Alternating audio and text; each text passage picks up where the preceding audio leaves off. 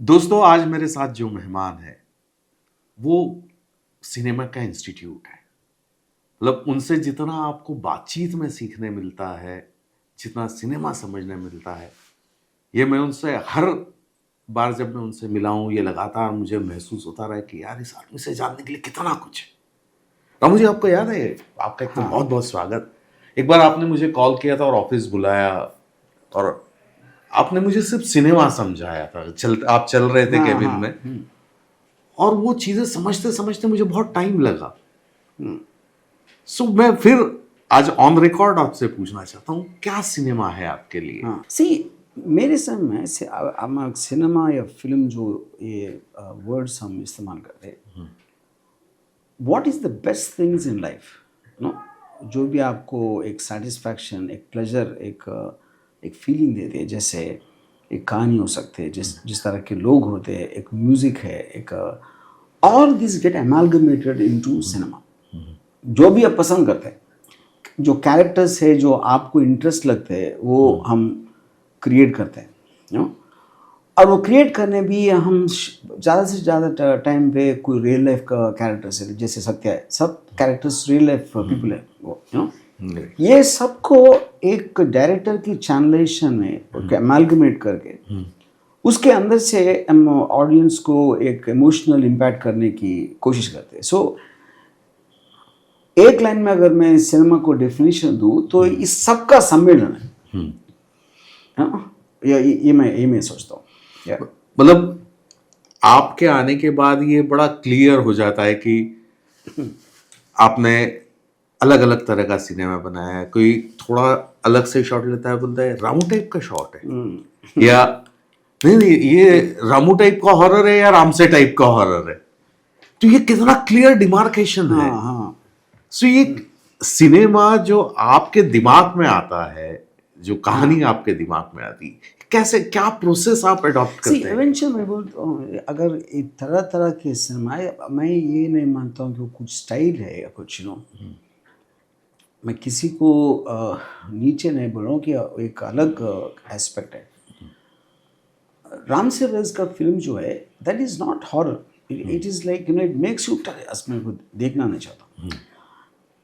ये राहत या भूत में I am making the audience feel scared for themselves. उनका इमेजिनेशन में है। मैं ज़्यादा से ज़्यादा कुछ मैं कभी मैं ब्लड दिखाता नहीं, कभी किसी को काटते हुए ऐसा ऐसा नहीं तो आप देखते आप डिस्कस का फीलिंग हो जाएगा। मैं वैसे उसमें मैं बिलीव नहीं करता हूँ, यू नो। साउंड इफेक्ट और जो भी आपका जैसे भूत में उर्मिला अजय देवगन के साथ है, एंड शी कांट रीच। हमको तरह तरह के वैसे सपने आते, बुरे सपने, नाइटमेयर्स जो होते हैं। I try to catch those things in the thing, and that you need lot of understanding of psychology. जैसे मैंने आपको एक शॉट बोलता हूँ, भूत में एक सीन है, शॉट है, उर्मिला उठती है एक, and she comes down the staircase, right. और पिक्चर का नाम भूत है, और रात में उठ के नीचे आ रहे हैं, तो लोग इमीडिएटली एक्सपेक्ट कर रही है कुछ ना कुछ तो होगा। सो देर ऑल ब्रेस्ड। तो मैंने करके वाइट शॉट लगाया, सब पूरा अपार्टमेंट दिख रहा है इसमें, तो ऑडियंस का नज़र जो है इधर इधर देखते हैं, कुछ भी नहीं, हाँ, सब साफ है। Then she goes into the kitchen, वही शॉट है, होल्ड है, फ्रिज खोल के कुछ पानी पी के, देन शी कमिंग बैक, अभी भी कुछ नहीं हुआ। देन स्टेयरकेस के ऊपर है camera, so Urmila is coming, audience Urmila के पीछे देख सकते हैं और उर्मिला उसके सामने देख सकते हैं, अभी भी कुछ नहीं। तो ऑलमोस्ट लोग, ऑडियंस सोचेंगे कि अरे कुछ अभी कुछ नहीं हुआ, होने वाला नहीं। एक थॉट आने के बाद मैं कैमरा नीचे टिल्ट करके वो भूत उतरे, पूरी रॉस थिएटर में दे लिफ्टेड। तो इसमें मैं आपको एक साइकोलॉजिकल ये बना, अगर मैं वाइट शॉट छोड़ के अगर उर्मिला का पीछे कैमरा गया, उर्मिला को फॉलो करते हुए गया किचन में, तो लोग सोचेंगे कहीं भी कुछ भी जंप करके पीछे से, right. That is what I am breaking the pattern. So constantly हम एक गेम खेल रहे ऑडियंस में। हॉरर फिल्म में सबसे इंपॉर्टेंट वो है मेरे ख्याल से, you know. So this is something partly I could have learned from watching films. और जैसे मैं बहुत नॉवेल्स पढ़ता हूँ स्टीफन किंग का ना, उसका जो लिखने का हिसाब से कुछ शॉर्ट माइंड में आता है कैसा वो इमोशन को कैप्चर करने का. Yeah so I would call horror film is much more psychological. Yeah so मतलब प्रोसेस वाइज अगर बात करें तो आप पहले स्टोरी आपके दिमाग में आ जाती है, ट्रीटमेंट उसी साथ साथ चलता रहता है आपके दिमाग में, कि आप सेट पे जाने के बाद उसको किस तरह से लिया जाएगा वो हॉरर फिल्म ज़्यादा से ज़्यादा even when I am writing I already have the shots in mind. 100% जैसे आपने कहा कभी कभी लोकेशन पे एक आइडिया आ सकता है, you know, but because craft और स्टोरी वेरी इंटरमिंगल्ड है हॉरर. और मैं हॉरर फिल्म में ज़्यादा से ज़्यादा story should not be there, ये मेरा बिलीफ है. अभी आप देखो मोस्ट सक्सेसफुल हॉरर फ्रैंचाइज अब एक्सोर्सिस्ट पुराना और उसका पैरानॉर्मल एक्टिविटी, उसमें कुछ स्टोरी नहीं रहता. It is suppose to scare you. Story बोलने से एक्चुअली स्केयर कम हो जाता है. That is what I believe. या एक्सपेरिमेंट के आप बादशाह हैं, मतलब आपने सिनेमा में तमाम एक्सपेरिमेंट किए और अपने ही चीज को हमेशा ब्रेक करने की कोशिश की. तो एक सर्टेन दायरे में, क्योंकि जनरली हम लोग फिल्म इंडस्ट्री बड़ा सेफ खेलने वाली है ना, कि अगर एक चीज सही चल रही है अपनी तो उसको डिस्टर्ब नहीं करते, वही बेचते रहते हैं जब तक वो रिजेक्ट ना हो जाए.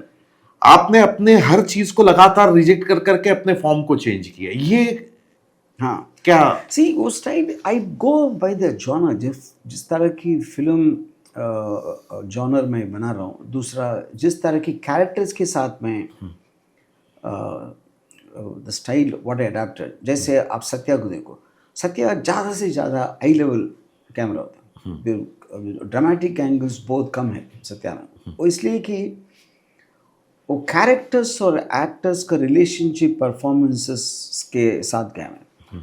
अभी वो सरकार को देखो, एवरी एंगल इज डिज़ाइन, कितना क्लोजअप कैमरा मूवमेंट, कितना आर्टिस्ट को भी कैमरा के हिसाब से मैंने रिसेट कर दिया. सो that is also depends upon आप पहले when you making the film आपका कौन सा टोन आपके मन में आया वो हिसाब से. जैसे हमने बात की कि अपन टेक्निकल एस्पेक्ट और आपके उस क्रिएटिव एस्पेक्ट को मैं समझना चाह रहा हूँ. जैसे शिवा की बात करूँ मैं, शिवा हिंदी, वैसे रात आपकी पहली फिल्म है, लेकिन शिवा हिंदी की पहली फिल्म है और वो चेन खींचने का और वो कई सारे शॉट. तो ये साउथ का कहीं पैटर्न उस समय आपके जहन में रहा कि साउथ सिनेमा का असर रहा? नो एब्सोल्युटली नहीं.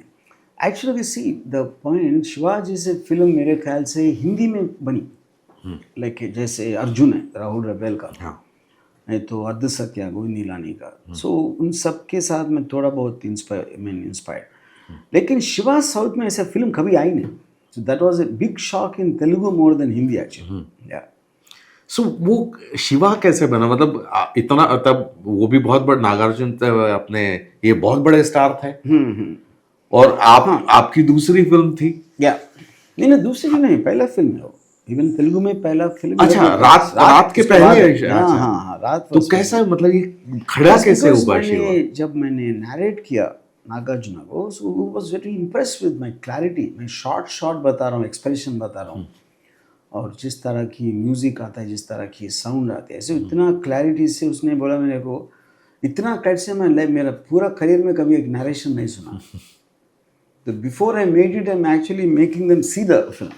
एंड वो जो उसका एंगर है शिवा का, वो खासकर क्लाइमेक्स में भी जो नजर आता है, वो अंदर से उसका फाइट भी चल रहा है, वो उठ के खड़ा होना चाह रहा है और वो बड़ा कमाल का बन के आता है और वो दिखता है आपको कि इसका जो कॉन्फ्लिक्ट चल रहा है inner.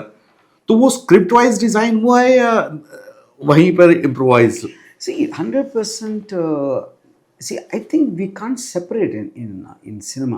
See, a script alag hai, taking alag. Everything will obviously start from an idea in your head, you know. और उसके बाद जैसे मैंने कहा इम्प्रोवाइजेशन होता है लोकेशन में कम समटाइम्स एक्टर की वजह से. So I think you can't separate anything from, you know. Yeah और उसके बाद राम गोपाल वर्मा एक ब्रांड की तरह थे और उनके साथ हर कोई काम करना चाह रहा था. और उसके बाद फिर आपने जो सोचा कि अब मैं नॉन नॉन स्टार की तरफ ज्यादा बढ़ूंगा, ये क्या साइकोलॉजी थी और किस? नॉन स्टार मेरा मतलब नहीं, जैसे मैं कई sometimes you need a star, जैसे सरकार without Amitabh Bachchan it can't be made, you know. In Satya, if I put established actors, it won't look real. So film के हिसाब से, फिल्म के सब्जेक्ट के हिसाब से और जिस तरह की कैरेक्टर्स के साथ, और अजय देवगन एक स्टार है कंपनी में, वे कोबरामैन एक नया खुलिया, इसलिए कि उसको बिल्डअप करने का पॉइंट है. Ajay Devgn already is a don, so already don character को I wanted somebody who is known. Ajay Devgn है तो हमको एक्सप्लेन करना नहीं पड़ता अजय देवगन कितना पावरफुल आदमी है, you know. So I think these are the multiple things I take into consideration. And I think you are the first one जिसने हिंदी सिनेमा में भले सरकार कहे, साउथ के एक्टर्स मराठी कैरेक्टर्स और उस तरह के बना के आपने कन्वीनियंटली दे दिया और लोगों ने एक्सेप्ट किया. ये बड़ा हुआ कि मैम सी, अगर मुंबई में हो रहा है स्टोरी, तो मुंबई इज मल्टी कल्चरल, सब तरह के लोग, सब लोग आते हैं. Suddenly you meet some Malayali guy, somebody you meet, मैं पुलिस कमिश्नर शिवनंदन से मिला तो उसको तमिल एक्सेंट से बात कर रहा है. So I think that will get in that element of reality subconsciously. सब लोग परफेक्ट हिंदी बोलिए तो इट लुक अनरियल. या और कैरेक्टर में आपको थोड़ा एक इंटरेस्ट बढ़ जाएगी. जैसे सिल्वर मनी है सरकार में, यू नो, वो तेलुगु एक्टर है, but because of that his character stands out. मतलब मैं वापस में सत्या पे लौटता हूँ कि सत्या बनाते हुए वो जिस दुनिया की बात करता है सत्या या भीखू मात्रे, मतलब भीखू मात्रे इज द किंग, आज भी भीखू मात्रे के नाम से ही मनोज जाने जा रहे हैं, लेकिन वो दुनिया आपकी देखी परखी दुनिया नहीं थी. लेकिन वो उतनी कन्विंसिंग हमारे सामने आई. तो किस तरह का रिसर्च, क्या उसके पीछे का उसका कारण दो है. मैं जब गॉडफादर देखा था तो पहली बार मुझे ये आया कि गॉडफादर एक क्रिमिनल्स का ऊपर स्टोरी है, लेकिन कोई भी क्रिमिनल नहीं दिखता उसमें.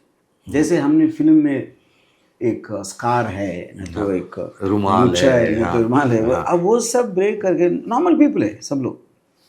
और वही चीज़ मैं जब रंगीला बना रहा था, मैं तभी मुंबई आया रंगीला के टाइम पे, मैं किसको भी ना, उधर अंडरवर्ल्ड के लोग बहुत फिल्म वाले, ये लोग आपस में मिलना जुलना ऐसा है ना. सो एक टाइम पे एक प्रोड्यूसर था, मैं उसको मिलने गया और एक आदमी बैठा है प्रोड्यूसर के साथ, कोई है ना. ये प्रोड्यूसर नहीं है, उसको मेरे डायरेक्टर राम गोपाल वर्मा हमारे लिए रंगीला बना रहा है नो. एंड ही सेड ये छोटा राजन का शूटर है इसे. तो मैंने हेलो बोला, वो भी हेलो बोला. मैं थोड़ी देर के बाद मेरे को आया कि छोटा राजन का शूटर, लेकिन वो नॉर्मल दिख रहा है. और इंट्रोड्यूस करते टाइम पे भी उसको नॉर्मल बताया, ऐसा एक इंजीनियर है, एक डॉक्टर है. थैंक गॉड कि विजिटिंग कार्ड नहीं दिया आपको. तो अगर वो भी नॉर्मल है, नॉर्मल तरीके से मेरे को इंट्रोड्यूस किया तो मैं ही नॉर्मल समझूंगा ना. हाँ.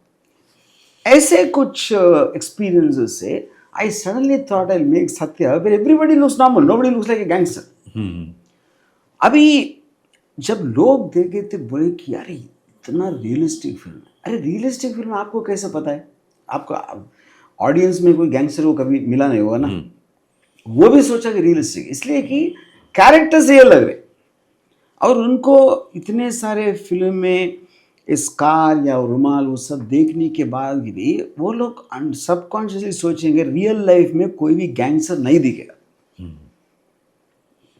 गैंगस्टर है तो गैंगस्टर जैसा नहीं दिखेगा. Actually we look opposite to that, because वो सब माइंड का काम है ना. It is not about showing muscles and उसको डराने का नहीं ना. जैसे दादा लोग रहते 1960s में, 70s में स्ट्रीट में, उसका एक ब्रांड पता चलना है तो तना के चलना, वो सब उधर. Gangster is a criminal organisation. Criminal organisation में वो सीक्रेसी से काम करते, they won't make it obvious. तो ये अंडरवर्ल्ड का मतलब मैं तो आपको बोल भी चुका हूँ कि you are the PhD of underworld.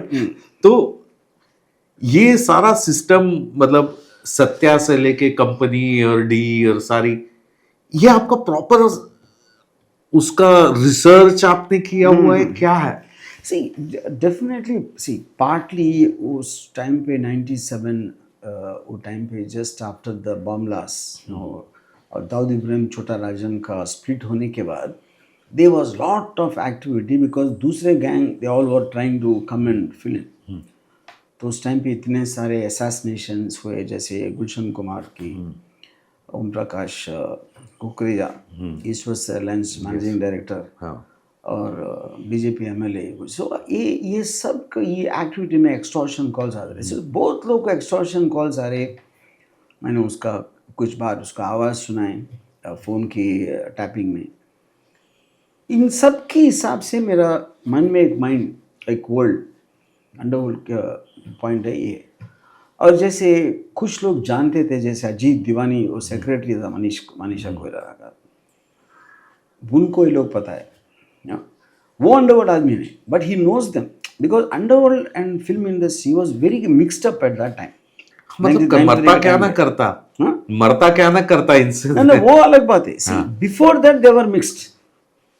93 के बाद टेररिज्म एंगल आ गया अंडरवर्ल्ड में. तब तक everybody used to feel very, अरे मैं बाई को जानता हूँ, बाई ने मुझे पार्टी पे बुलाया. They used to talk like that.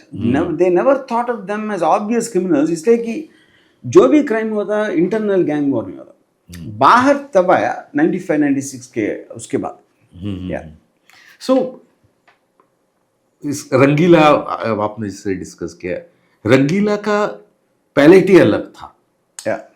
वो मतलब बिल्कुल डिजाइन किया हुआ पहले से आपने तय किया था कि यार ये इस तरह से रखेंगे. रंगीला का मेन वजह है कि मैं when I was in my teens I saw sound of music, Hollywood का म्यूजिकल्स या तो singing in the rain, you know, जिस तरह के गाने के साथ एक लव स्टोरी को जो इंटीग्रेशन, ऐसा नहीं कि संगम भी था 1960 से आ रहे थे, लेकिन वो दैट इज एन एक्स्ट्रॉर्डिनरी, क्या बोलता हूँ कि एक that visual aspect mixed with picturisation, that high class picturisation. So Rangeela के पहले there was no grandeur in the picturisation. शायद सेट डालते बट द कॉन्सेप्ट में ग्रैंडियर नहीं था. I was attracted to that, you know. और दूसरा, रहमान की म्यूजिक वॉज कमिंग न्यू. उसका जो टोन्स है, उसका जो मेलोडी पैटर्न है, उस तरह की साउंड मैंने कभी नहीं सुना, you know. So that challenges you as a director how to picturise a song with that kind of a sound. जैसे वो बड़े लव सॉन्ग्स टाइप के नहीं थे. जैसे वो सुना हुआ साउंड है तो सेम कोरियोग्राफी आता, सेम तरह के एक्सप्रेशन, सेम तरह की शूटिंग स्टाइल, और उतना अलग है तो it challenges you as a director to reinvent how to picturise songs.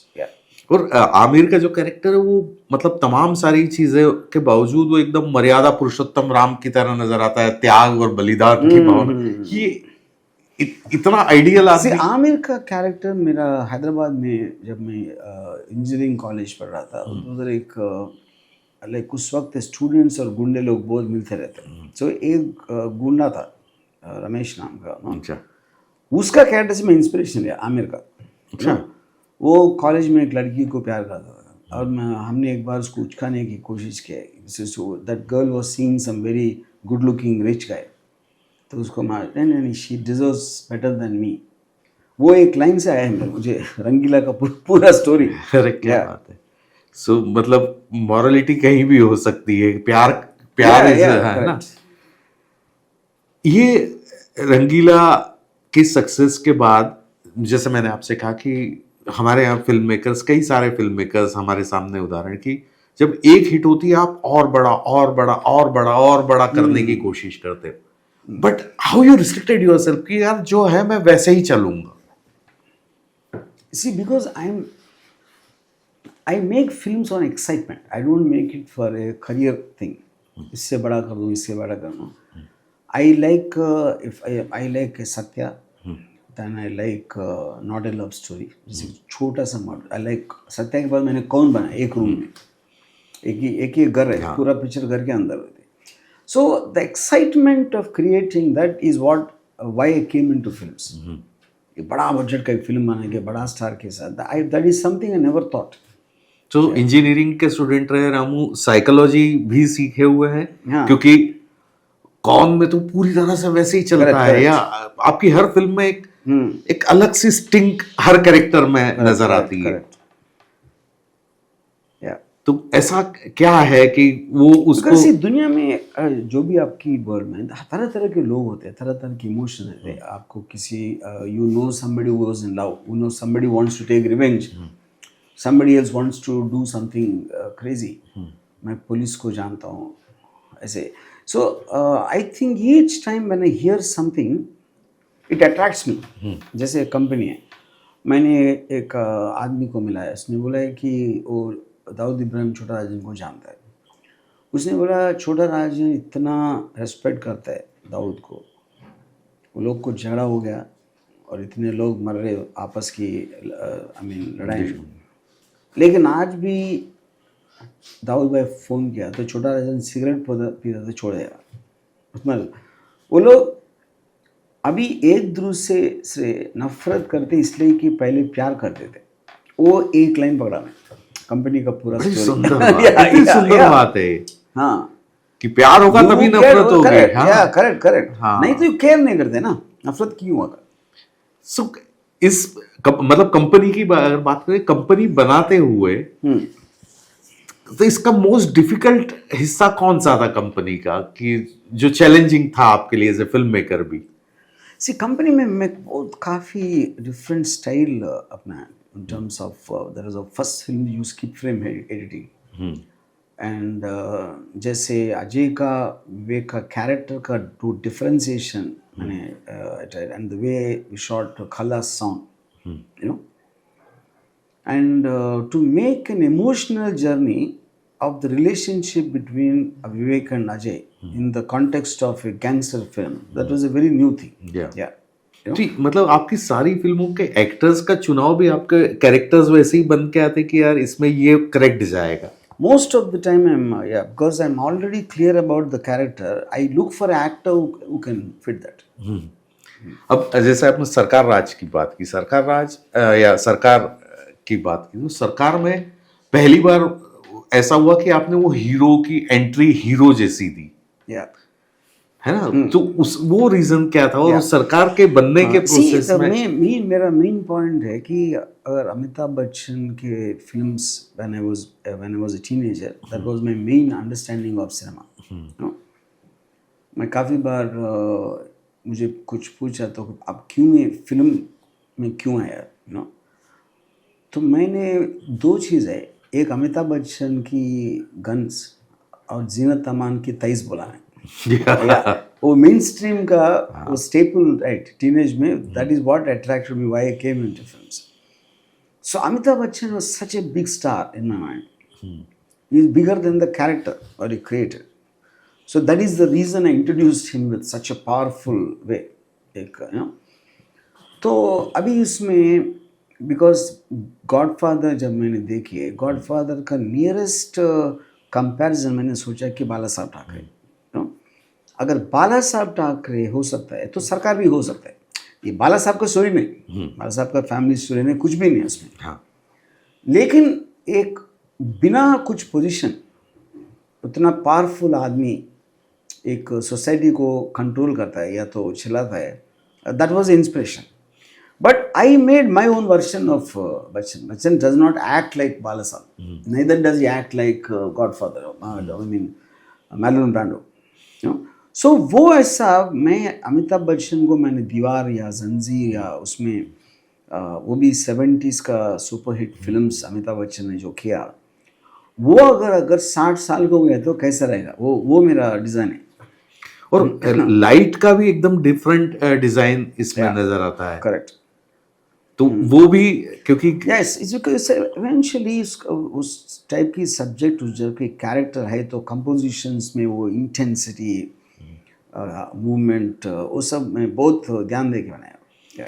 और जनरली फिल्म स्टार्स के बारे में, मतलब स्टार्स कैरेक्टर पे हावी हो जाता है, लेकिन बच्चन साहब कहे या आमिर कहे या अजय कहे, वो कैरेक्टर नजर आते हैं आपकी फिल्म में. ये बहुत रेयर होता है कि आप देखिए सारी फिल्मों में स्टार होता है और वो स्टार वो कैरेक्टर निभा रहा होता है. करेक्ट. यहाँ पे कैरेक्टर है. तो साहब कैरेक्टर को आई मीन जिस तरह की आपके माइंड में एक क्लैरिटी है वो होना चाहिए. शायद कुछ डायरेक्टर्स में होगा नहीं. And sometimes the film also एक बड़ा स्टार होने के बाद क्लिंट ईस्टवुड को आप देखो, 25 फिल्म 30 फिल्म में सिर्फ एक ही कैरेक्टर निभाते, वो पर्सनैलिटी है उसका, it doesn't change at all. वो भी चल सकता है कभी कभी, मेरे ख्याल से बड़े बड़े स्टार्स कैरेक्टर को बदलना नहीं, इसीलिए कि वो आपको पसंद है तो वही करता रहना, चलो कपड़े बदलो, स्टोरी बदलो, सीन बदलो, लेकिन आपको नहीं बदलना चाहिए। हाँ। सो इसके बाद तो लंबी फहरिस्त है। अगर मैं कहूं कि हर जोनर में आपने बड़ी कमाल कमाल की फिल्में बनाई, उसके बाद कुछ फिल्में ऐसी भी रही जो दर्शकों को पसंद नहीं आई, लेकिन आपका पैशन वही रहा उसके पीछे, वो क्यों पसंद नहीं आई? आप क्या सी आई मैं बहुत टाइम ये बोला है कि मेरा हर हिट पिक्चर एक्सीडेंट है और हर फ्लॉप पिक्चर वो मेरा फॉल्ट है। वो इसलिए मैं बोलता हूँ, अगर मेरे को पता है हिट पिक्चर कैसे बना सकता हूँ, फ्लॉप में क्यों बनाऊंगा? मेरा डिसीजन सिर्फ एक फिल्म बनाने के, वो हिट हुआ फ्लॉप हुआ उससे मेरा कुछ लेना देना नहीं। फ्लॉप हुआ तो है 100%, हिट है तो मेरा नहीं। इसलिए कि लाइक आई सेड, मैं ऑडियंस को पल्स मैं हिट बना सकता हूँ अगर मैं बोला, उसका मतलब ये है कि मैं ऑडियंस का पल्स मैं समझ सकता हूँ, किस क्या पसंद आएगा उसको, वही तो हिट है ना। तो फिर मैं फ्लॉप फिल्म क्यों बनाया? तो विच मीन्स मेरे को पता नहीं, मैं मेरे को जो अच्छा लगा वो बना रहा हूँ। कभी कभी ऑडियंस से मिल जाता है, कभी कभी नहीं, बस। आपने तमाम सारे एक्टर्स के साथ काम किया, अगर मैं कहूं कि एज ए डायरेक्टर की नजर से, अगर कैरेक्टर में आपने सरकार में बच्चन साहब को लिया है, या अभिषेक को सरकार राज में लिया है, या अजय को कंपनी में लिया, ऐसे ये एक्टर्स की क्या चीज देख के आपने लिया इनको? कि बच्चन साहब का तो बताया आपने कि वो अजय को कंपनी में लेने का, अजय या विवेक को, अजय का natural body language it is exactly like Malik. जब भी मैं 2-3 बार अजय को मिला है, see the way he sits and all that. आप कंपनी में देखो, अजय देवगन इज प्लेइंग अजय देवगन, उसका नाम बस मलिक है। या टिपिकल एग्जैक्टली व्हाट हर अजय इज। सो मैं ये देखता हूँ, द ट्रेड्स आई सी। या और आमिर एकदम कॉन्ट्रास्ट थे, मतलब उसमें कि आमिर तो करेक्ट। सो आमिर को मैंने contrast, I thought Aamir very built in, very sophisticated demeanour है उनका, जिस तरह से बात करता है, जेंटलमैन है, यू नो। बट उसको एक टपोरी का रोल देना, it suddenly becomes very unexpected. या और इसके बाद अपन बात करें इधर आगे इसमें आए तो जंगल जैसा सिनेमा, जिसमें सबसे फायदा अगर जंगल में किसी को हुआ तो राजपाल यादव को हुआ, जंगल से और किसी को नहीं हुआ। करेक्ट। तो एक इतने से आदमी को आपने इतना इंपॉर्टेंट पावरफुल रोल दिया, तो क्या सोच के दिया था? मैंने उसको बहुत ही छोटी रोल में था, शूल फिल्म में जिसको मैंने प्रोड्यूस किया है। हाँ। वो फिल्म में उसको देख के I was very impressed with उसका एनर्जी, उसका जो वाइब्रेंस है, and I thought of that role in Jungle. Then आपका सबसे बड़ा स्टेटमेंट जो था कि Abhishek is better actor than Bachchan Sahab, so क्या ऐसा आपके जहन में क्या था ऐसा अभिषेक में? क्या I just felt that because maybe अभिषेक आमिर जी को मैंने इतने सारे फिल्में देखा, हाँ, और उसका बेटा होने के नाते it is already a load on him. उतना बड़ा स्टार के साथ कंपेयर करना, always son will be I think injustified, you know. But लेकिन जब जो भी मैं सरकार बना रहा था कि अभिषेक का जो सजेशंस है, काफ़ी चीज़ें सरकार में उसका आइडियाज़ थे, जैसे उसको बटन एक पत्थर से हट जाना, या तो एक स्वामी जी को when he comes from behind उसका नी से एक बार पुश करता है, वो अभिषेक का idea. So those elements Amitabh Bachchan I will expect, Abhishek Bachchan I didn't expect, which is the reason I said that. मतलब ये बड़ी अच्छी बात है कि सिनेमा और संवाद, डायलॉग्स कितना आइडियल होना चाहिए, आइडियली कि कितना टॉकी पोर्शन जो पहले के समय में होता था कि डायलॉग बाजी पे ही फिल्में चलती थी, आज का सिनेमा क्या कहता है?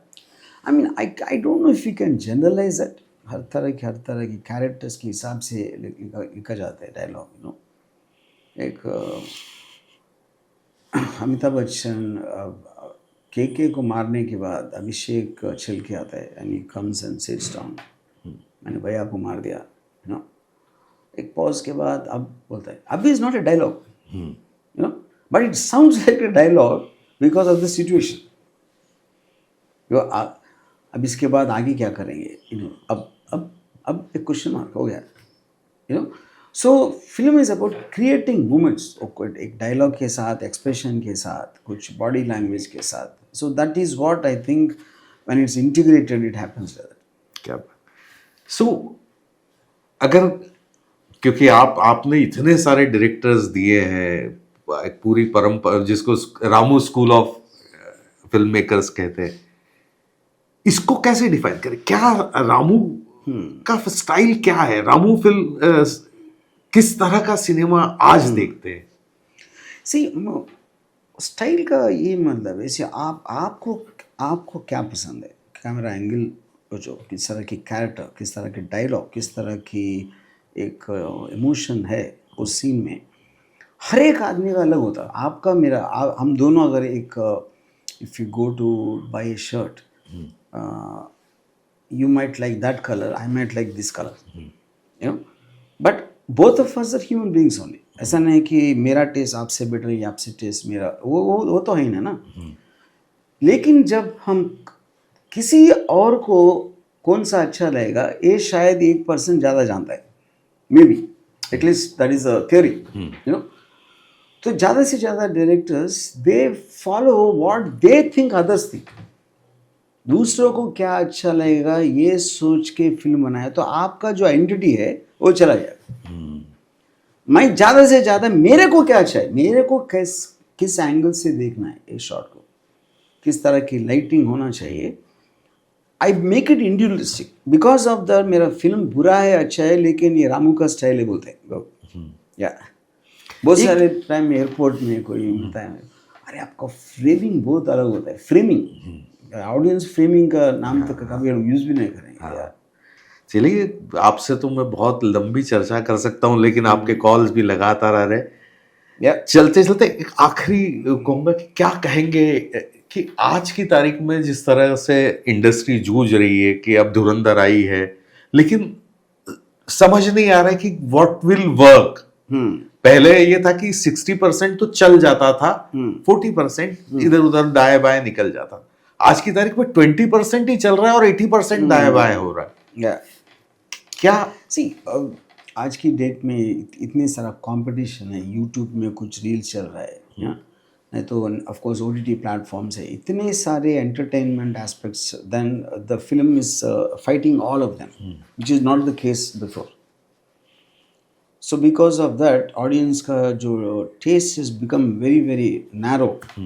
उसमें उसको पकड़ना, और ऑल्सो अगर एक फ्राइडे को कुछ चल गई तो हमने सोचा ऑडियंस को ऐसा पसंद करा, same film will not work the next time. You know, so I think but that is always been the case, ऐसा नहीं कि अभी है. आपके ओटीटी पे जो आप चल रहा है, उसके अलावा जो रामू भक्त है जो बेसब्री से इंतजार कर रहे हैं कि यार रामू की फिल्म आ जाए, रामू, वो कब होगा? अभी I'm making films. I'm making Sarkar 4 now. अरे वाह. Yeah. And I just now finished one film called Police Station में Booth with Manoj Bajpayee. And that, you know, yeah. वो पोस्टर तो मतलब उसके आने के बाद ऐसा हो गया था कि चलो RGB is back. तो मतलब जब मैं आपके बारे में बात करता हूँ, बोले नेक्स्ट कब आ रही. So now we are waiting, eagerly waiting for your films. Yeah. अब उम्मीद करते हैं कि आप वो एक्साइटमेंट लेवल लगातार आपका बना रहेगा और आपकी फिल्में आती रहेंगी. Thank you very much Ramu ji, thank you very much. अगर आप ये वीडियो YouTube पर देख रहे हैं तो हमारे चैनल को सब्सक्राइब कर बेल आइकन दबाएं, और Facebook पर देख रहे हैं तो हमारे पेज को लाइक करें.